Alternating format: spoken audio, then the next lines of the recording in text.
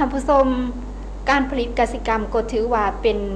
ปัญหาปลายแหลมในการพัฒนาเศรษฐกิจสังคมเฮ็ดให้ชีวิตการเป็นอยู่นับมื้อนับได้รับการพัฒนาและดีขึ้นดังนั้นการเลี้ยงสัตว์แบบเป็นฟาร์มเฮ็ดให้แผนการผลิตเป็นสินค้าประสบผลสำเร็จวันที่1เมษายนปี2013นี้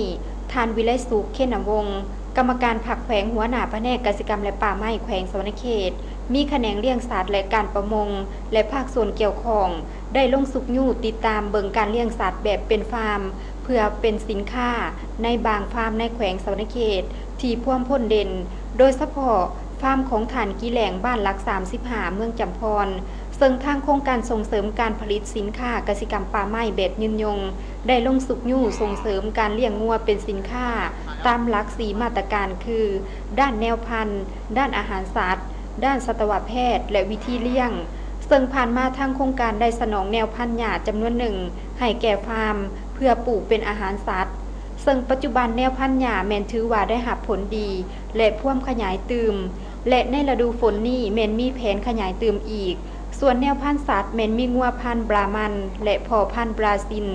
มาฮอดปัจจุบันมีงัวเกือบ100โตวซึ่งรวมทั้งงัวพันธุ์พื้นเมืองที่เอามาขุนส่วนการขยายพันธุ์งัวแม่นการใช้วิธีแบบคุมฝูงหรือแบบตามธรรมชาติพอเห็นว่าวิธีนี้แม่นได้รับผลดีกว่าวิธี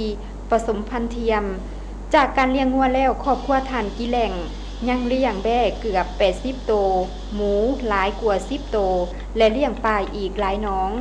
จากบทเรียนและผลสำเร็จคือดังกล่าวของครอบครัวท่านกิแหล่งถือว่าได้กลายเป็นครอบครัวตัวแบบและสามารถขยายและถอดถอนบทเรียนให้ผู้อื่นๆได้